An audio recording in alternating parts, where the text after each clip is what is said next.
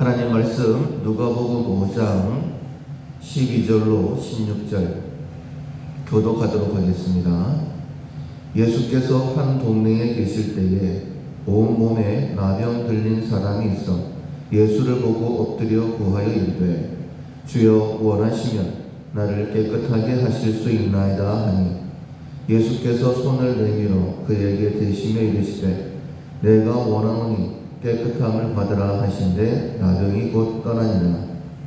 예수께서 그를 경고하시되 아무에게도 이르지 말고 가서 제사장에게 네 몸을 보이고 또 네가 깨끗하게 됨으로 인하여 모세가 명한 대로 예물을 드려 그들에게 입증하라 하셨더니 예수의 소문이 더욱 커지매 수많은 무리가 말씀도 듣고 자기 병도 고침을 받고자 하여 모여오되 예수는 물러가사 한적한 곳에서 기도하시니라. 아멘. 지도자를 공경한다 라는 제목으로 함께 은혜를 나누겠습니다. 12월 우리가 훈련하고 있는 품성은 공경입니다. 사람과 사건을 통해 일하시는 하나님께 순종하는 것입니다. 우리가 품성의 훈련을 하는 이유는 우리가 품성이 준비될 때에 하나님께서 우리를 통하여 일하신다라는 믿음 때문입니다. 나에게 부족한 부분이 있다라고 깨달아지면 그 부분을 갈고 닦으셔서 품성의 훈련을 통하여 우리의 남은 삶이 하나님 앞에 더 귀하게 쓰임받기를 소원합니다. 오늘 본문에 보면 나병 걸린 자가 나옵니다. 나병 걸린 자가 예수님께 고침을 받았다라는 내용인데 우리의 삶에도 여러 가지 문제가 있습니다.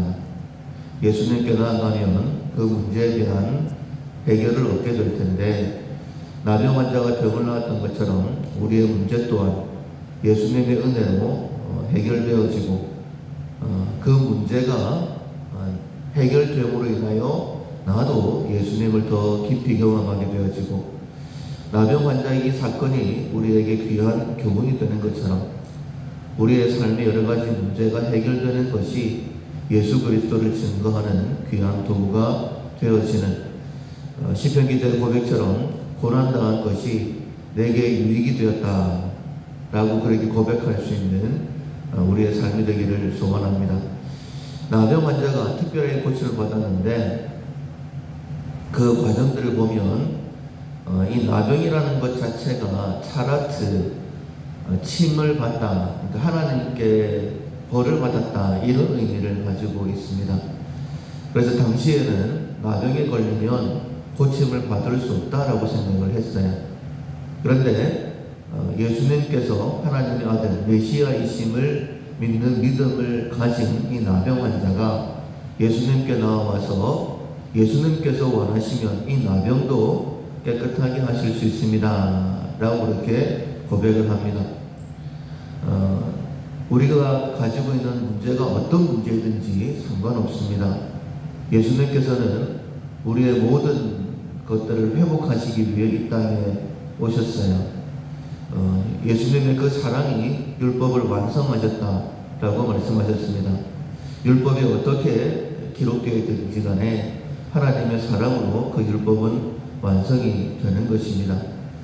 세상 사람들이 어떻게 생각하든지 우리가 예수님께 나오게 되어지면 그 문제에 대한 해답이 있다, 회복이 있다라는 믿음을 가지고 예수님께 나아가는 우리가 되어야 될 것입니다. 이 나병 환자가 예수님께서 나를 깨끗하게, 예수님께서 원하시면 나를 깨끗하게 하실 수 있습니다 라는 믿음으로 나아갔을 때에 예수님께서 그 나병 환자에게 손을 대십니다. 율법에 보면 부정한 것에 거룩한 것이 닿으면 부정해진다 라고 이렇게 말씀하셨어요. 그러나 거룩하신 예수님께서 이 부정한 나병 환자에게 손을 대시면서 말씀하시죠. 내가 원한다. 그러니 나음을 입어라 라고 말씀하실 때에 그 나병이 깨끗하게 되었다 라고 말씀하십니다. 예수님은 그런 분이십니다. 우리는 부정한 것에 손을 대면 부정해질 수밖에 없어요. 그러나 예수님께서 우리에게 다가오시면 우리는 거룩하게 되어집니다.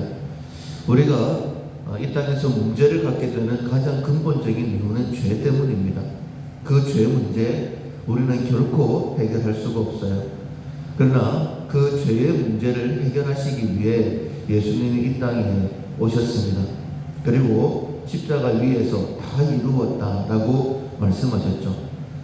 따라서 예수님께서 우리의 삶에 개입하시면 모든 것은 해결되게 되어 있습니다. 우리가 그 믿음을 가지고 이 새벽에 나온 것 아니겠습니까? 따라서 우리가 그 믿음으로 하나님 앞에 나아가야 되는 것이죠. 흔들리면 안 됩니다. 예수님께서 내 삶에 개입하시면 하나님의 은혜가 있습니다라는 그 믿음만을 가지고 주님께 나아갈 때에 우리의 삶에 회복이 있게 되는 것이죠. 그렇다고 이런 특별한 은혜가 모든 사람에게 다 임하는 것은 아닙니다. 나병 걸린 자가 나았다라는 소문이 퍼지게 되어지죠. 그때 15절에 보면 수많은 무리가 말씀도 듣고 자기 병도 고침을 받고자 하여 모여들었습니다. 당연한 것 아니겠습니까? 그런데 예수님께서는 그 자리에 계시지 아니하셨죠. 물러가서 한적한 곳에서 기도하시니라. 그러니까 예수님께서 이 땅에 오신 목적 자체는 병을 고치는 것이 아닙니다.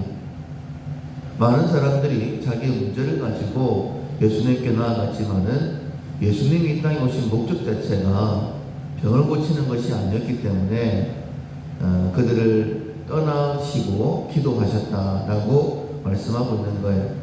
그렇다면 어떤 사람이 하나님의 은혜를 경험할 수 있을까? 모든 사람에게 예수님께서 나병 환자처럼 손을 대시면서 네가 깨끗하기를 원한다 이렇게 말씀하시는 것이 아니라 이사야 53장에 있는 말씀처럼 그가 채찍에 맞음으로 우리가 나음을 입었다. 이런 사실들을 기억하면서 믿음으로 하나님 앞에 나아갈 때에 우리의 문제는 해결을 받게 되는 것이죠. 어떻게 하나님께서 일하실지 모릅니다. 나병 환자는 나병 환자, 중풍병자는 중풍병자, 하나님께서 각각에 맞는 방법으로 은혜를 베풀어 주셨던 것처럼 동일한 믿음이 우리 가운데 있어야 됩니다. 하나님께서는 나를 회복시키신다, 나를 구원하신다 라는 그 믿음을 가지고 하나님의 뜻대로 순종하게 되어질 때에 하나님의 은혜가 임하게 되어지죠. 나병 환자의 사건이 기록된 특별한 이유가 있었다라고 지금까지 말씀을 드렸고, 또 하나의 특별한 이유는 무엇이냐면 다른 병자들과는 다르게 이 나병 환자가 깨끗함을 받고 난 다음에 예수님께서 말씀하시죠. 아무에게도 이르지 말고 제사장에게 가서 네 몸을 보여라. 그리고 네가 깨끗하게 됨에 따라서 되었으니까 모세의 규례에 따라서 하나님 앞에 예물을 드려 증거를 삼아라 라고 그렇게 말씀을 하십니다. 우리가 몸이 나았다, 건강해졌다 라는 것은 의사에게 가야 된다라고 생각을 하죠.